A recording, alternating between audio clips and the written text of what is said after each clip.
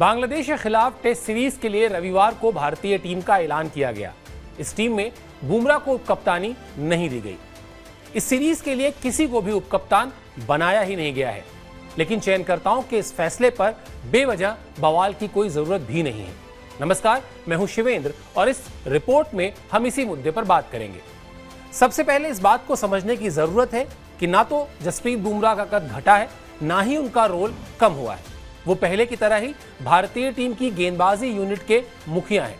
जो काम वो बरसों बरस से करते आए हैं, उन्हें आगे भी वही काम करना है।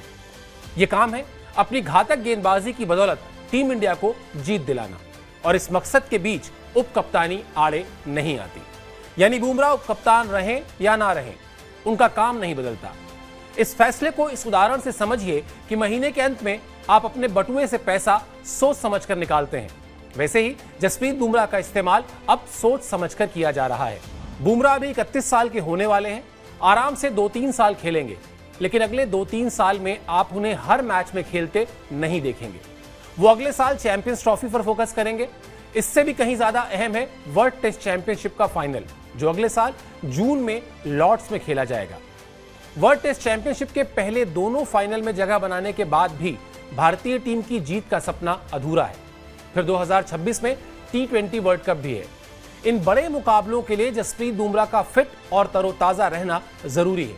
इसीलिए वो सारे मैच खेलते नहीं दिखेंगे, और जब सारे मैच खेलेंगे ही नहीं तो उपकप्तानी की जिम्मेदारी लेना ही क्यों है। दरअसल जसप्रीत बुमराह का रोल उपकप्तानी से ज्यादा है। वो इस वक्त दुनिया के सबसे घातक गेंदबाजों में गिने जाते हैं। आईसीसी रैंकिंग में वो भारत के नंबर 1 तेज गेंदबाज हैं। ओवरऑल भी देखें तो ऑस्ट्रेलिया के जोश हेजलवुड ही हैं जो उनसे आगे हैं, वरना बुमराह का दबदबा है।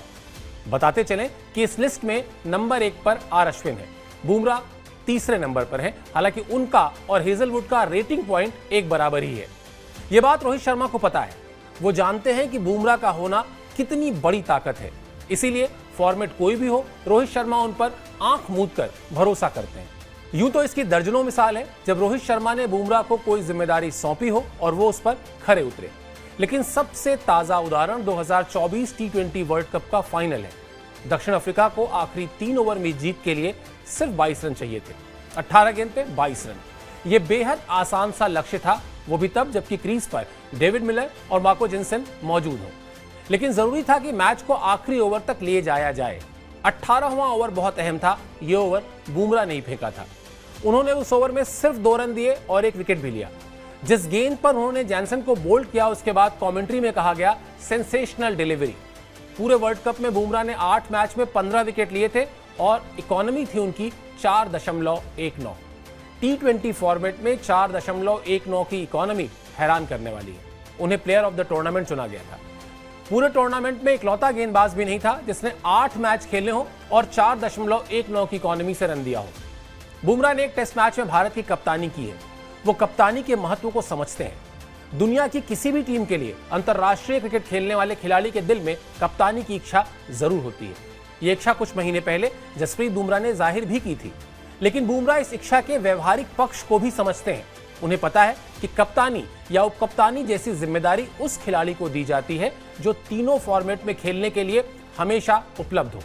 T20 फॉर्मेट में हार्दिक पांड्या की बजाय सूर्य कुमार यादव को कप्तानी सौंपने का उदाहरण उनके सामने है। शुभमन गिल को T20 और वनडे में उपकप्तानी देने का उदाहरण भी उनके सामने है। हार्दिक पांड्या ने तो करीब 1 साल तक T20 फॉर्मेट में कप्तानी की थी। ये वो दौर था जब रोहित शर्मा T20 फॉर्मेट में नहीं खेल रहे थे। लेकिन जब T20 वर्ल्ड कप की बात आई तो टीम मैनेजमेंट ने रोहित शर्मा को जिम्मेदारी सौंप दी। बुमराह जानते हैं कि किसी भी खिलाड़ी से बड़ा ये खेल है।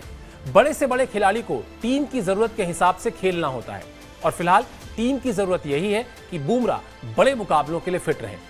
फिट रहने के लिए उन्हें बीच बीच में कुछ मैच छोड़ने होंगे। बस इतनी सी बात है कि उन्हें उपकप्तानी नहीं दी गई। जसप्रीत बुमराह की गिनती थिंकिंग क्रिकेटर की है। अपने करियर के शुरुआती दिनों से लेकर आज तक उन्होंने अपने गेंदबाजी को लगातार अपग्रेड किया है। बुमराह स्लिंग आर्म एक्शन से गेंदबाजी करते हैं। ऐसे में करियर के शुरुआती दिनों में वो दाएं हाथ के गेंदबाजों के लिए गेंद बाहर नहीं निकाल पाते थे, यानी आउटस्विंग नहीं फेंक पाते थे। लेकिन उन्होंने अगले कुछ समय में ही अपने एक्शन की इस लिमिटेशन को दूर कर दिया। उनकी गेंदबाजी में रफ्तार है, लाइन लेंथ है, वो ब्लॉक होल को हिट करने में माहिर है, गेंद की स्विंग और सीम पर उनकी पकड़ अच्छी है। बीच में एक चर्चा यह भी थी कि दाहिने हाथ के बल्लेबाज के लिए नई गेंद से बुमराह वो डर पैदा नहीं कर पाते जो मोहम्मद शमी कर सकते हैं। ऐसा कहा जाता था कि बुमराह को गेंदबाजी तब करनी चाहिए जब गेंद थोड़ी पुरानी हो जाए, जिस गेंद में एक तरफ की चमक बची हो और बुमराह उसकी मदद से बल्लेबाजों को छकाए। आज बुमराह इन सारी चर्चाओं को बंद करा चुके हैं।